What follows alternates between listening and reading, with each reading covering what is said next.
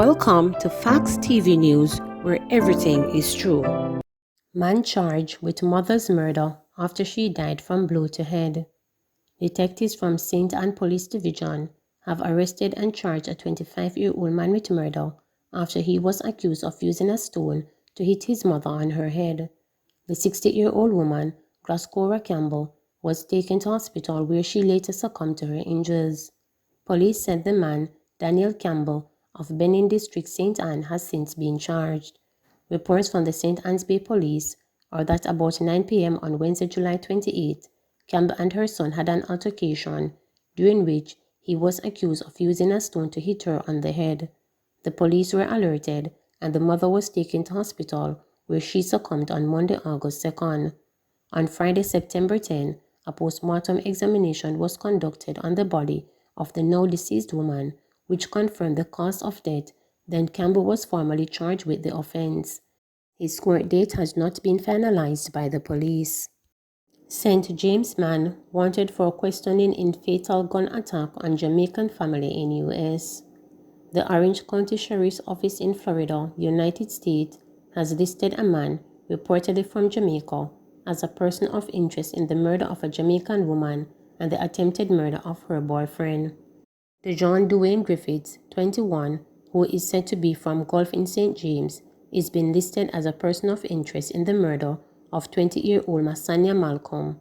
She was reportedly found shot to death in a car on Lake Eleanor Drive, Florida. Orange County Sheriff's Office stated. Malcolm's 1-year-old daughter, Jardania, was also found dead in the car, possible from heat exposure, the police there claimed. A warrant for Griffith's arrest has been issued in the attempted murder of Jardanian's father, who was also shot and has been in the hospital since Tuesday, the Orange County Sheriff's Office said in a statement on social media. Reporters understand that Malcolm's boyfriend, who is hospitalized in critical condition in a Miami-based hospital, is reportedly from the Montego Bay area in St. James. Malcolm's mother is also from the second city but resides in Florida. No motive has been established for the gun attack, and up to late Saturday, Griffiths is yet to be located by the Florida police investigators for questioning. War at Merle Grove High School. Months of bitter quarrels over conflicting governance styles at the Merle Grove High School community exploded last Thursday when the Board of Management suspended Principal Dr. Margie Fullerton, setting off a crisis at the beginning of the school year.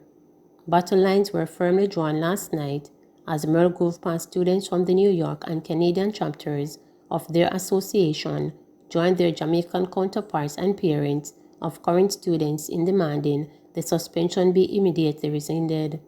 In a well-supported petition, the past students said that they had no confidence in the board chairman David Hall or other board members aligned with the Associated Gospel Assemblies, which owns the all-girls school on the Constant Spring Road in St. Andrew. Reached by reporters, Hall, an auditor by profession, accused Fullerton of actions which adversely impacted the running of the school and denied that anything untoward had been done to her. He insisted the suspension was in keeping with the Education Code of 1980 under the Education Act. He did not spell out the adverse actions, but in a September 6 letter to the board, a copy of which was seen by reporters, he said that after returning to school from a trip overseas, the principal has upended all arrangements put in place by the Vice Principal Loretta Ricketts and the Orientation Committee for the beginning of the school year. 4 days later, Hall told Fullerton by letter that the Board of Management, by 10 votes to 4 votes on Thursday, September 9, 2021, decided to take disciplinary action against you pending disciplinary proceedings on September 21, 2021, pursuant to Regulation 60 of the Education Act, the Education Regulation 1980. The board hereby suspend you from duties with effect from Friday, September 10, 2021, until its disciplinary proceedings are determined. Checks with several of the parties involved in the dispute reveal that the main protagonists are Fuller and Ricketts, with the principal having the majority support of the past students and the vice principal backed by the board members and some teachers. Reverend Dr. Peter Gart, long-standing chaplain of the school, described the dispute as ugly and untenable. He appeared to support the board saying its members were all professionals who wanted the best for the school. But he acknowledged that Merle Grove had made solid progress under Fullerton and disclosed that he would seek to assist in finding an amicable solution based on a request from the Joint Past Students Association led by Simone Thomas. The past students insist that Fullerton was good for Merle Grove and had brought vision, hard work and devotion to the job, but was being opposed by non-performers with whom she refused to work. Among their concerns expressed in the petition were the intervention of the chairman in the day-to-day activities and management of the school, the chairman's lack of communication with the principal in her capacity as CEO, the chairman's visit to the school and meeting with the vice principal and teachers without knowledge or consultation with the principal, the continuous and obvious disregard to the office and authority of the principal by the chair and some members of the teaching faculty, and the ongoing refusal of the vice principal, Mrs. Loretta Ricketts, to communicate with or attend meeting with the principal to whom she reports. Hall noted the matter had been reported to the Ministry of Education, but acknowledged that a representative of the ministry had apologized for not being able to attend the board meeting at which the suspension decision was taken. Fullerton will be able to be represented by her lawyer at the hearing on September 21st, Reverend Gart added. Craft Vendors President welcomes cruise course schedule for tomorrow.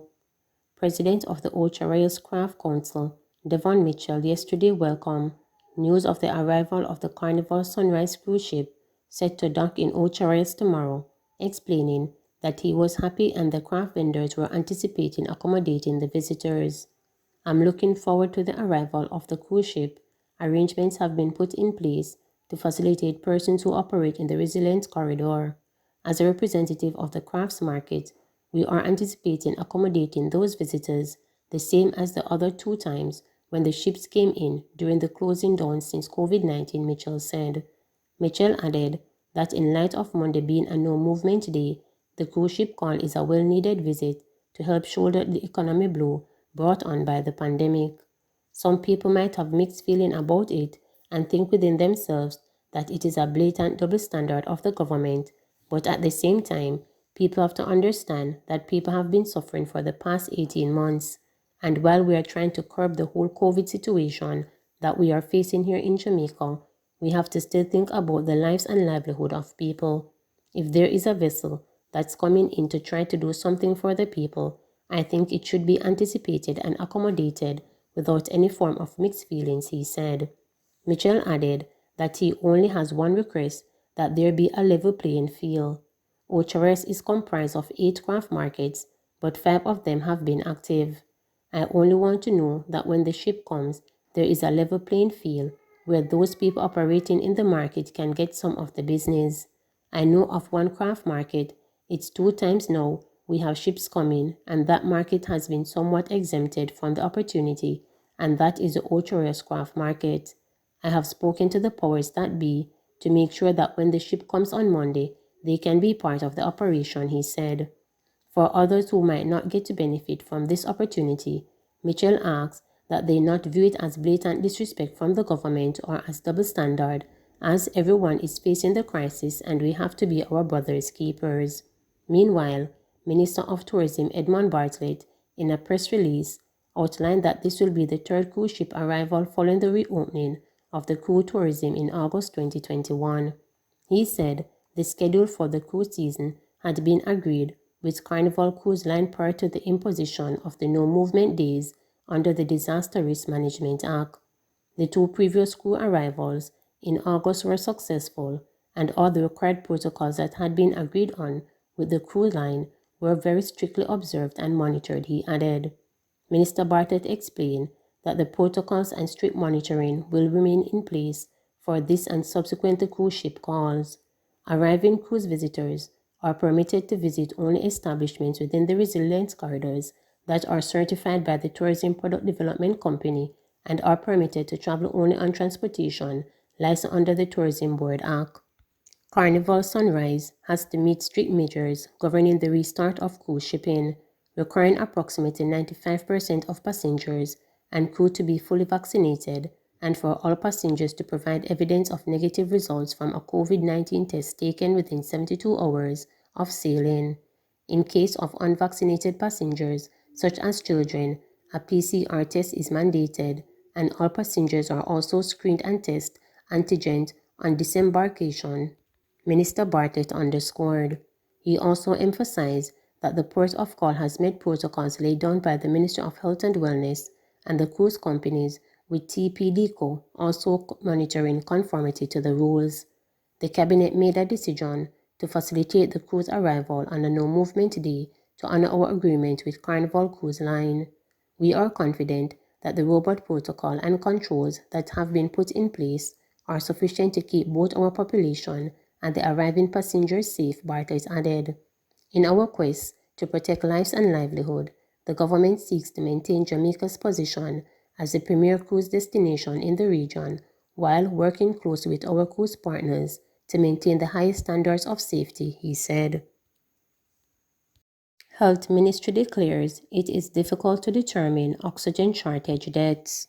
So certainly for this surge, which we hope we are at the peak at, or maybe have just passed the peak, then we would have seen that we have a higher number of deaths just because of the number of cases that we are seeing. Next slide. Now, over the last couple of weeks, we have looked at the deaths day by day because there has been concern with regards to the fact that we did run into supply issues in terms of the oxygen supply to our hospitals over the weekend of August the 26th and 27th, or 27th and 28th. And what this is showing, I'm hoping that you can see where we have marked that weekend with some blue lines, so you can see the weekend, that weekend of the 27th, 28th, and the weekend after of the 4th and the 5th of September. And what you can see is that certainly in keeping with the rise in the number of cases, that the trend in terms of the rise in the number of deaths would be there. So we can clearly see that coming from the 1st of August, going up to about the 2nd of September, we would be seeing a slow rise in the number of deaths. And really and truly, for that period, August 1 to September 8th, we have had 465 deaths, which is a lot of deaths that have been related to COVID. And in addition, we have another 109 deaths that are under investigation. So there have been a significant number of deaths, as you saw in the previous slide with that very high peak in the red line, that there has been an increase in the number of deaths.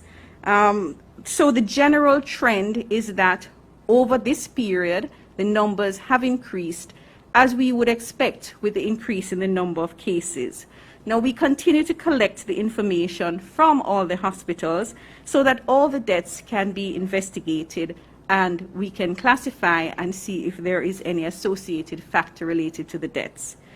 During the period when some hospitals were affected by reduced oxygen supplies, the public can be assured that all measures were put in place by the management teams to provide support to our patients. The pathology of severe COVID, however, is such that most deaths are going to result from respiratory failure or multi-organ involvement, and hence it will be difficult to say that a cause of death was due to reduced oxygen supplies. Please remember to subscribe, like, share, and click the notification bell for daily updates.